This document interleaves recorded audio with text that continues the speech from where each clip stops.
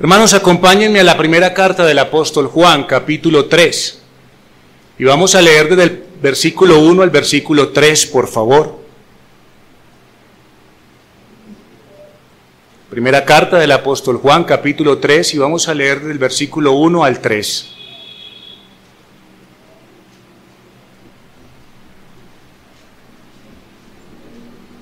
Dice así la palabra del Señor, mis hermanos. Mirad cuál amor nos ha dado el Padre para que seamos llamados hijos de Dios. Por esto el mundo no nos conoce, porque no le conoció a Él. Amados, ahora somos hijos de Dios, y aún no se ha manifestado lo que hemos de ser. Pero sabemos que cuando Él se manifieste, seremos semejantes a Él, porque le veremos tal como Él es. Y todo aquel que tiene esta esperanza en Él, se purifica a sí mismo, así como Él es puro. Hermanos, no deje de tener su mano en el arado, como nos enseñaba el pastor César en esta mañana. Si Dios me lo permite, y si así Dios lo quiere, quisiera poder complementar un poco nomás, el tener nuestra mirada en Cristo Jesús. Y en el versículo 1 que acabamos de leer, no voy a hacer énfasis en este versículo, realmente de lo que quiero hablar es el versículo 2, pero en el versículo 1 el apóstol Juan nos hace una gloriosa declaración a través de la verdad del Evangelio, y es que somos hijos de Dios. Y de esta maravillosa noticia el apóstol hace un llamado, y no solamente un llamado, sino que nos da un mandato, y es mirad cuál amor. Es por ese amor que usted y yo fuimos hechos hijos de Dios. Ahora, al continuar nuestra enseñanza, ese llamado nos invita a contemplar con admiración y asombro la inmensidad y la generosidad de la gracia de Dios, que tiene el poder de llamar a pecadores apartados de Él y convertirlos en hijos cercanos. Esto es una verdad tan extraordinaria que las palabras humanas no son suficientes para describir cómo el cielo es abierto para derramar el amor de Dios sobre criaturas que no buscaban su amor, pero que aún así fuimos objeto de Él. Hermanos, ¿cómo describir la esplendidez del amor de Dios sobre nosotros? La liberalidad de este amor que nos reconoció. Ese amor que nos reconoció a pesar de nuestra maldad y obstinación. Y es un amor que no solamente perdonó algunos pecados, sino que perdonó todos nuestros pecados, tanto pasados como presentes como futuros. Esos pecados que fueron lanzados a lo profundo del mar, a un lugar donde nadie puede llegar para sacarlos y usarlos en contra nuestra. Y además, un amor que nos hace partícipes de la herencia de la vida eterna en Cristo Jesús. Así que quisiera hablarle un poco, hermano, de un privilegio cristiano, un privilegio que tenemos como hijos de Dios. Y al continuar con la lectura del texto de Juan, encontramos otra declaración. Ya de por sí ser hijos de Dios es algo maravilloso, pero esto no se queda así. Aquí hay otra declaración que además, esta declaración del segundo versículo, yo sé una cosa, yo sé que por la Biblia, y por la Biblia sé que no es mayor al amor que Dios nos dio, sé que no es mayor al amor que Dios nos dio, pero lo que sí sé es que esta declaración del segundo versículo sí se desprende, de allí se desprende algo muy magnífico. Y en la carta del apóstol Pablo a los Corintios se mencionan 3 virtudes en referencia del cristianismo bíblico que son fundamentales, hermanos. Y el apóstol dice lo siguiente: y ahora permanecen la fe, la esperanza y el amor.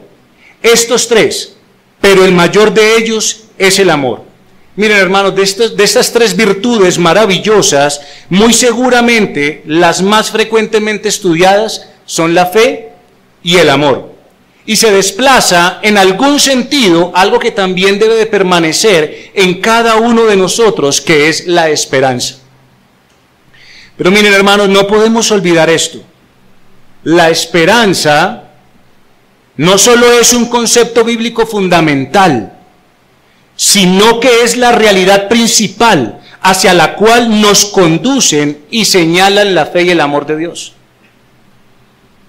Tener fe en Dios necesariamente otorga esperanza, porque es creer en quién es Él, en lo que Él ha prometido y en lo que Él ha hecho y seguirá haciendo por nosotros. Así que una persona que tiene fe en Dios no puede vivir sin esperanza, porque al creer, usted y yo tenemos que saber una cosa, que nuestra historia no termina aquí, hermanos. Pero no solamente tener fe en Dios trae esperanza, sino que ser partícipe del amor de Dios necesariamente también nos trae esperanza. Porque el amor de Dios no es un mero sentimiento pasajero, sino que es un acto redentor, donde podemos ver que envió a su Hijo para que en Él fuésemos adoptados como hijos.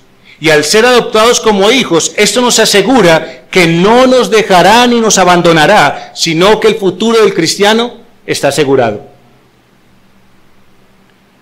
Por eso, mis hermanos, esta virtud y privilegio cristiano no puede apagarse en ningún corazón, porque es como una luz que resplandece en medio de toda la oscuridad en la cual usted y yo a veces nos encontramos. Nos anima el alma y produce gozo en el corazón mientras vivamos en este mundo marcado por el pecado y la muerte. Y es aquí, hermanos, donde usted y yo deberíamos hacer por lo menos una reflexión. Este es el privilegio que usted y yo tenemos como cristianos. Y es lamentable pensar que la mayor parte de la población del mundo no sepa nada de los privilegios que hay en tener esperanza. El mundo incrédulo realmente no tiene esperanza, no la tiene, hermano. ¿Sabe qué posee el mundo? El mundo lo único que posee son fuentes vanas de seguridad basadas en el materialismo y en una filosofía centrada en el hombre que le promete un futuro mejor. ¿Y qué esperanza es esa, hermano? No obstante, estas cosas, esta esperanza o estas cosas que tiene el mundo, se van a desvanecer en el momento en que sus vidas lleguen a su fin. Usted podrá haber construido un imperio en esta tierra y no podrá llevarse ni una sola moneda. Todo lo que el mundo tiene como esperanza se le va a acabar cuando su vida llegue a su fin. Así que, ¿qué va a esperar el hombre que muere sin Dios? ¿Qué podrá esperar un hombre que muere sin Dios? Para el mundo, la palabra esperanza, ¿sabe qué significa para el mundo la palabra esperanza? El nombre de la vecina. Doña Esperanza, ¿cómo está? Es simplemente un deseo y anhelo de algo mejor. Hermano, la esperanza para el mundo es una emoción vaga que aguarda en planes humanos y no cimentado en las fieles promesas de Dios. Pero para nosotros, la esperanza bíblica no es un deseo utópico e inalcanzable. Es una realidad futura, garantizada por el poder, el amor y la verdad de Dios. Por eso Proverbios capítulo 10, versículo 28 nos dice lo siguiente: la esperanza de los justos es alegría. ¿Sabe por qué es alegría? Porque es real, porque está fundamentada y cimentada en el poder y la verdad de Dios. Mas la esperanza de los impíos perecerá. ¿Y por qué perecerá? Porque no tiene fundamento, es terrenal y humana, hermanos queridos. Iglesia, ¿saben por qué, aunque suframos necesidades, aunque suframos pérdidas, aunque nos neguemos a los placeres temporales de esta vida, usted nunca podrá considerarse digno de conmiseración o digno de lástima? ¿Sabe por qué no puede considerarse de esa manera, hermano? Porque usted y yo esperamos en Cristo, en quien poseemos como segura y firme ancla de nuestras almas una esperanza. Una esperanza. Sin lugar a dudas, mis hermanos, las alegrías actuales que tenemos de la salvación son un anticipo maravilloso, pero hermanos, no se comparan con el gozo pleno, definitivo e incomparable que nos garantiza la esperanza divina para el futuro, cuando la salvación sea consumada por completo en cada uno de nosotros. Así que Dios, hermanos, no solamente se dignó de llamarnos hijos, de adoptarnos y acercarnos, sino que por ello, por ser hijos, nos da una magnífica esperanza. Y es precisamente esta esperanza la que Juan continúa profundizando en el versículo 2. Una gloriosa esperanza, mis amados. Amados, quiero que sepan una cosa. Ahora somos hijos de Dios y aún no se ha manifestado lo que hemos de ser. Pero sabemos que cuando Él se manifieste, seremos semejantes a Él, porque le veremos tal como Él es. Al leer estos textos, usted y yo deberíamos sentir temor reverente de no comprender su grandeza y no ser sobrecogidos de asombro y admiración. Ya que Juan no ha terminado con la idea que él viene trabajando allí. Antes bien, lo que está haciendo es profundizando y detallando cada una de estas cosas para alentar la esperanza de los hijos de Dios. Miren, hermanos, probablemente una de las debilidades que más sufrimos como iglesia cristiana es no tener una conciencia más iluminada sobre lo que usted y yo somos o quiénes somos en Cristo. Con frecuencia, usted y yo refunfuñamos. Con frecuencia, usted y yo nos quejamos. ¿Es así o no es así? Levante la mano el primero que no se haya quejado. Pero hermanos, ¿por qué razón nos quejamos de por qué no tenemos? ¿Por qué nos pasa esto? Y la razón, todo esto se debe al hecho de tener una vista y entendimiento cortos de este magnífico retrato que Dios está pintando sobre sus hijos y de la esperanza que les da. Hermano, piense en lo siguiente. El ejemplo que le voy a poner es un ejemplo muy vago, pero piense como en una escritura. Y piense que usted es hijo de una persona muy adinerada y usted tiene una familia. Y resulta que cuando usted llega a leer la escritura, usted ha visto que las escrituras a veces se les corre la hojita así, ¿cierto? ¿Ha visto? Y resulta que cuando usted está leyendo la escritura dice Pedro, Juan, Marcos y no salió María. Y entonces María dice, pero es que yo también soy hija. Y entonces, ¿y ahora yo qué voy a hacer? Si yo tengo deudas, tengo cosas que pagar, tengo cosas que hacer, ¿y ahora qué voy a hacer si yo no estoy en esa escritura? Y resulta que cuando usted llega, usted no se ha visto en el retrato, usted no se ha visto en la escritura, pero resulta que se la corren un poquito y ahí aparece su nombre.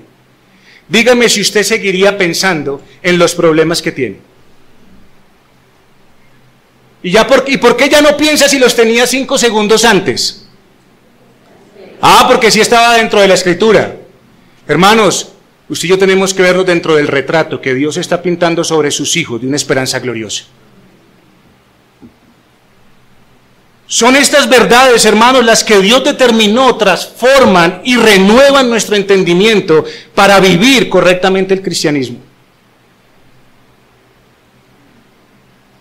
¿Por qué cuando llega la desdicha sufrimos tanto al punto de desanimarnos, como nos hablaba el pastor hoy? Porque en realidad no comprendemos y creemos esta verdad. Es decir, hermanos, usted y yo a veces no logramos vernos reflejados en esa preciosa foto que Dios hizo de sus hijos. De esa esperanza que nos pertenece y que nos pertenece solamente a aquellos que hemos creído en Cristo Jesús. Esa esperanza que debería ser como un ancla firme en medio de las tormentas, a menudo, hermanos, se difumina porque no comprendemos quiénes somos en Cristo y lo que significa nuestra posición como hijos de Dios. Hermanos, la Biblia, este libro que usted tiene en sus manos, este libro que está aquí en sus manos, los pasajes que acabamos de leer, es un libro escrito, para los incrédulos. Este libro no es para los incrédulos, hermanos. Esta es la bendita palabra de un Dios vivo que nos ofrece consuelo, aliento y guía a nadie más que a sus hijos. Solo para su pueblo, hermanos. Los incrédulos no encuentran nada en estos versículos. Nada. Ellos no encuentran nada en estos versículos, hermanos. Quiero que lo sepa. ¿Por qué no? ¿Por qué no encuentran nada en esos versículos? Porque ellos no están en Cristo, porque ellos no son hijos. Pero todas las promesas que ellos sacan por ahí, las publican en las redes, como se hablaba en estos días, ellos están robando lo de los hijos de Dios y un día serán castigados por eso, hermanos. Porque esto nos pertenece a nosotros, no a ellos. Hermano, así que si ellos no encuentran nada en estos versículos, ¿qué encontramos nosotros? Porque esa es la pregunta, ¿qué encontramos nosotros? Ellos no encuentran nada, pero nosotros ¿qué encontramos? Hermano, ¿usted ha visto la Biblia en esos términos? Para que usted se pueda deleitar cuando usted escucha la palabra de su Padre hablándole a su corazón. Para el incrédulo, ¿sabe de qué habla la Biblia? De condenación, hermano. Para el incrédulo, la Biblia le habla en términos de condenación, porque no son hijos, sino hijos de ira. Pero para los que están en Cristo Jesús, es totalmente diferente. La Biblia enseña acerca de sus bendiciones pasadas. Fuimos perdonados y adoptados en Cristo Jesús. Habla de las bendiciones presentes, hermanos. Somos hijos de Dios ahora. Y las futuras seremos como Él.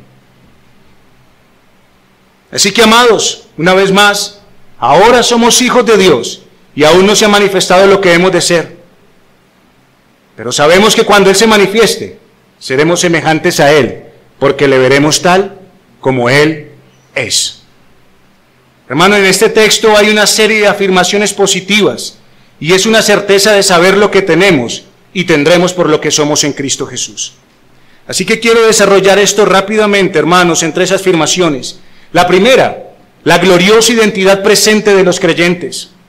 Segundo, un futuro glorioso. Y tercero, hermanos, el fin glorioso de la esperanza. La gloriosa identidad presente de los creyentes es que ahora somos hijos de Dios.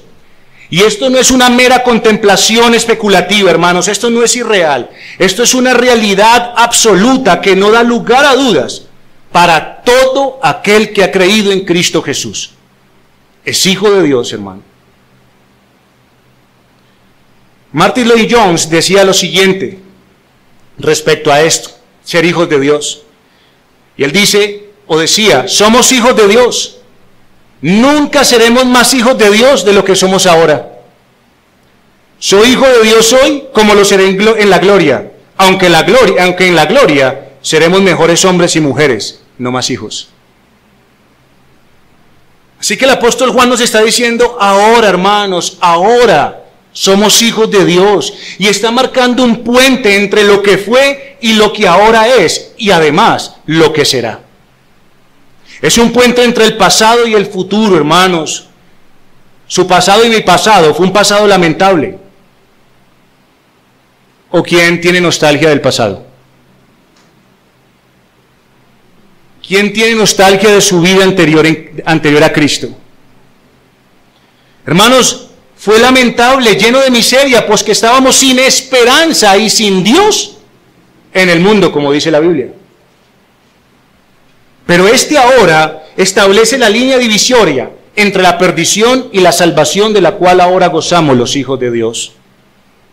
Y abre un presente que se va a prolongar en la eternidad, hermanos, pues lo que ahora somos es cosa segura e irrevocable. Somos hijos de Dios para siempre, hermanos. Hay algunas indicaciones que nos dejan ver que somos hijos de Dios. Tener una vida nueva, una nueva naturaleza en el interior, esa vida que reconoce que ya no vivo yo, sino que Cristo vive en mí. Es una vida transformada, que es consciente del pecado y del pecado que aún mora en nosotros. Es esa vida que se lamenta profundamente de vivir en este cuerpo de muerte y no poder servir a Dios con todo el corazón, mente y fuerzas. Un hijo de Dios es aquel que confía y se alegra de tener a Dios por Dios. Es alguien que tiene un deseo por las cosas de Dios y busca con diligencia seguir los caminos de Dios su Padre. Y que además ama a los hijos de su Padre. Es decir, hermanos, no solamente quiere caminar los caminos de Dios su Padre, sino que quiere caminarlo y andarlo con los hijos de su Padre, que son sus hermanos. Ama a sus hermanos en Cristo, gusta estar con ellos y gusta servirles de todo corazón. ¿Un incrédulo tiene esto?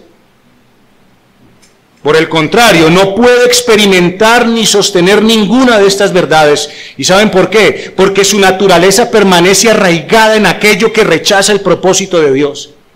Por lo tanto, no tiene ni el deseo de seguirle, ni de amar como ama un hijo de Dios. Así que esto es ahora. Esto es algo que ya nos ha sucedido, ser hijo de Dios. Y esto es algo indescriptible, hermanos. Esto es un hecho glorioso. Yo sé que esta verdad trasciende nuestra comprensión, pero ya ha obrado maravillosamente y ha obrado un grandioso milagro en nuestras vidas. Ha transformado nuestros pensamientos, nuestros afectos, nuestra voluntad hacia la voluntad y propósitos de Dios. Pero en segundo lugar, hermanos, en este pasaje que el apóstol Juan nos está hablando, pasa a presentarnos más de los privilegios de la vida cristiana y nos dice lo que es en muchos sentidos una verdad y esperanza aún más grandiosa. Es el gran hecho de que esta vida, mis queridos hermanos, es solo el principio, porque como hijos de Dios tenemos un destino de gloria. Por eso dice, amados, ahora somos hijos de Dios y aún no se ha manifestado lo que hemos de ser. Hermano, lo que usted está viendo ahorita no es lo que ha de ser. Es el inicio. Es el inicio. Así que Juan está diciendo que nos esperan cosas aún mayores. ¿Qué mayor, qué más grande que ser un hijo de Dios?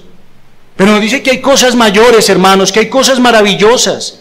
Si el hecho de saber que somos hijos de Dios produce un cambio maravilloso en nuestras vidas, consideremos cuánto más hay por experimentar, cuánto más hay por disfrutar, cuánto más hay por sentir y conocer. Y solo los cristianos tenemos el lujo de reflexionar sobre bendiciones pasadas, presentes y futuras, sabiendo que todas ellas están aseguradas en Cristo Jesús.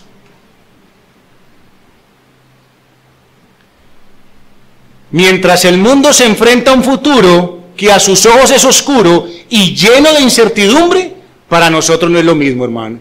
Para el cristiano la realidad es completamente diferente. Ya sabemos una cosa, que Cristo viene. ¿Es así o no es así? Y esto es una esperanza viva que consuela y afirma nuestra vida. Así que yo sé con certeza que todos los que estamos aquí tenemos un fuerte deseo en el corazón que ha surgido de las verdades escritas en el corazón. ¿Quién de aquí no quiere ver al Señor Jesucristo? ¿Quién de aquí no lo quiere ver? Ver a aquel que tanto bien nos ha hecho, ver a aquel a quien le debemos todo. ¿Quién no quiere, hermanos? ¿Lo queremos ver todos? ¿Es así? Todos, hermanos, pero quiero que sepa una cosa, todos los que amamos su nombre, compartimos y tenemos comunión en un deseo profundo e insaciable de contemplar su persona, su rostro y para siempre. Pero también quiero decirle una cosa, mi querido hermano, este deseo insaciable que arde en el corazón solamente de los justos, solo podrá ser satisfecho hasta poder ver a ese benefactor invisible que Dios dio para mostrarnos su amor. Cristo Jesús.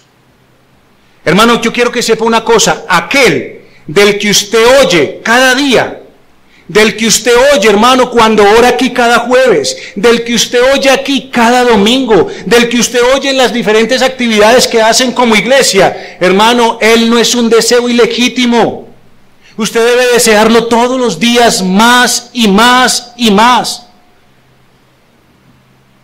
Hermanos, voy a decirle una cosa,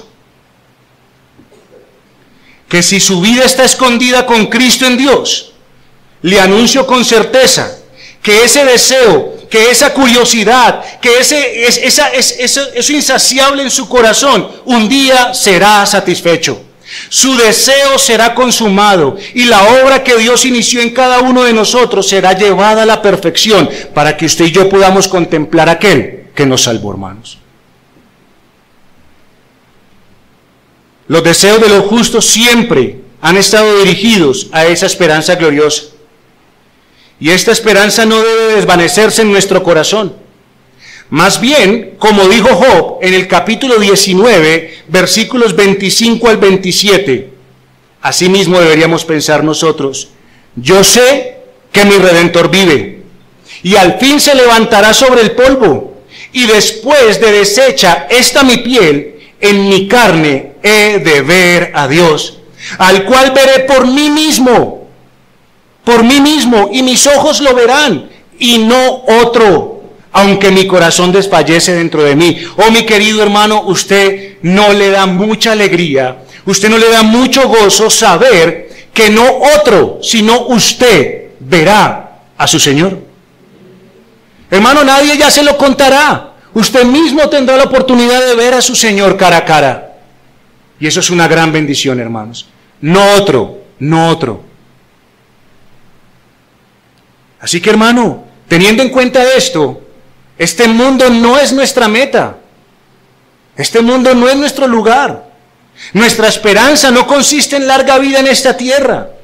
Esta tierra y este mundo no es el lugar que esperamos para reposar y disfrutar eternamente. Nuestra bienaventurada esperanza es, pero sabemos que cuando Él se manifieste, seremos semejantes a Él, porque le veremos tal como Él es. Alguien dijo lo siguiente: durante millones de años, mis ojos asombrados recorrerán tus hermosuras, y por edades sin fin, adoraré las glorias de tu amor. Hermanos, ¿ven lo dulce que es meditar en las promesas esperanzadoras de Dios nuestro Padre?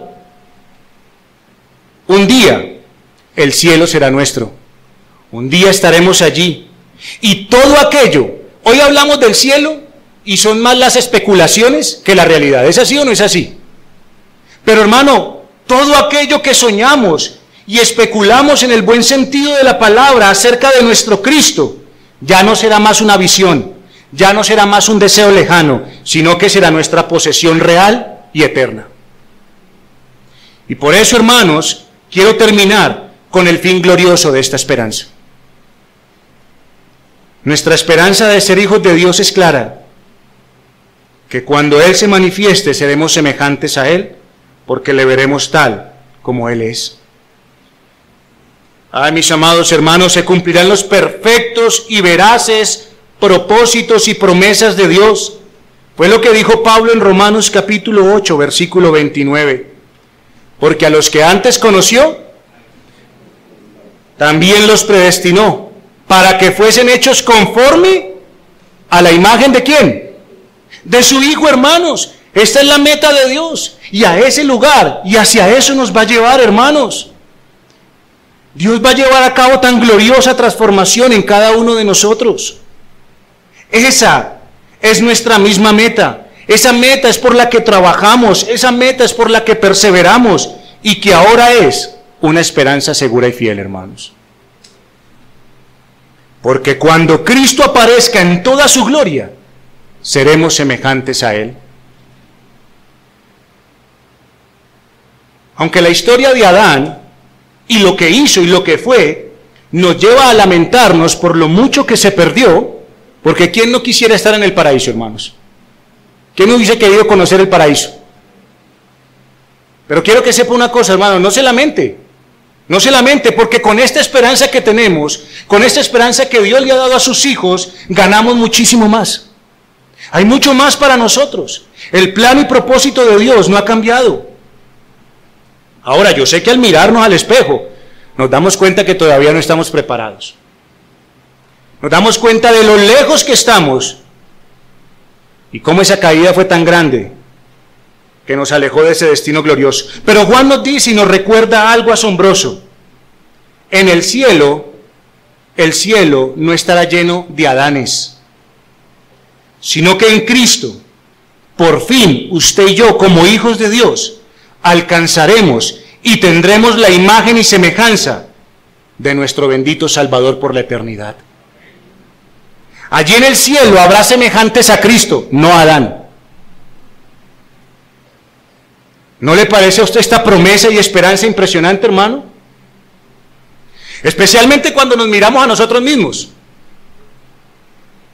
Hoy, quiero que sepa, iglesia, hoy usted y yo nos miramos al espejo y tenemos un poquito de Cristo. Tenemos de Cristo, hermanos. Pero aún siendo los más maduros en la fe, todavía hay muchas manchas de corrupción. Con lo cual luchamos. Pero hermanos, con todo lo que haya, con todo lo que alcanzamos a ver todavía ante este espejo, hoy Cristo está escondido en nosotros. Y lo que está escondido en nosotros hoy, un día será. Un día será, hermanos. Lo que tenemos hoy oculto ante nuestros ojos y los ojos de los que nos rodean y muchas veces se burlan, ese Cristo. ¿Usted cree que usted se parece a Cristo? Ay, mi querido hermano, cuando Cristo se manifieste, también nosotros seremos manifestados en su gloria. Y vamos a ver quién se va a burlar. Qué perspectiva gloriosa, hermanos, qué esperanza tan extraordinaria y qué profundo consuelo y aliento para nuestras almas. Seremos semejantes al Hijo de Dios, hermanos. Esto quiere decir que finalmente seremos completos en Cristo. Todo nuestro ser será glorioso, tal y como Él es glorioso. El apóstol Pablo lo describe en la primera carta a los Corintios, capítulo 15, versículos 49 al 53, recordándonos que el cielo no puede ser heredado ni disfrutado en nuestra carne actual. Pero todos los que han creído en Cristo serán transformados.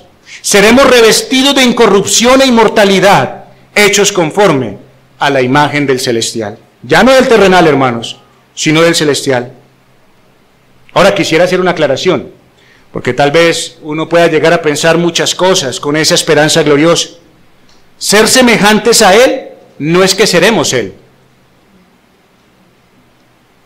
Ser semejantes a Él no quiere decir que nos convertiremos en Él, porque Cristo es y será siempre el primogénito entre muchos hermanos. Él siempre será el Dios encarnado. Él y el Padre siempre serán los objetos de nuestra alabanza. Pero según la promesa de nuestro Dios, de nuestro Padre, en tanto que sea posible, de acuerdo a la sabiduría de Dios para un humano, ser como Él, lo seremos por el poder de Dios, hermanos. Me voy acercando al final, hermanos. Finalmente tendremos la plenitud de Cristo. ¿Cuántas veces a usted le cuesta entender la palabra del Señor? ¿Cuántas veces le cuesta entender los caminos del Señor? Pero un día, hermanos, cuando esta esperanza se cumpla, su mente para entender las profundidades, usted la tendrá, hermano. Usted va a amar todo lo que Él ama, disfrutará todo lo que Él disfruta, valorará y estimará todo lo que Él valora y estima. Y nunca más tendremos una falla moral. Nunca más pecaremos, hermanos. Y así como nuestro Cristo, que hoy está en los cielos, a la diestra del Padre, así como Él ya nunca más experimentará dolor ni humillación, nosotros tampoco experimentaremos dolor ni humillación. Nos regocijaremos en el Padre con una intensidad nunca antes experimentada, hermanos, la que usted anhela en esta tierra y aún más allá. Así que, hermanos, un día usted y yo seremos llevados a un lugar donde no hay pastos más verdes que en el cielo. Y allí ya no habrá ningún deseo insatisfecho, hermanos. Cuando Él se manifieste, será el fin de nuestra búsqueda en esta tierra y el inicio del disfrute eterno. Ese corazón nuevo, ese que ya tenemos nosotros, el corazón nuevo que da Cristo y que fue hecho para Dios, y que ahora no tiene descanso hasta que lo halle y le sirva plenamente, un día será satisfecho. Yo quiero que lo sepa, hermano. Un día encontraremos nuestro Shabbat eterno cuando seamos semejantes a Él. Así que si ser semejantes a Él es ya glorioso, no solamente seremos glorificados, sino que seremos glorificados para que en esa condición se nos permita, sin obstáculos, verlo tal como Él es, hermano. Ya no habrá trabas, no lo veremos más como por espejo oscuramente, como dice el apóstol Pablo, sino que lo contemplaremos en la hermosura de nuestro Salvador. Le podremos contemplar en toda su gloria y perfección. Piensen una cosa, hermanos, si usted ayer o estos días ha habido un sol espectacular, ¿es así o no es así?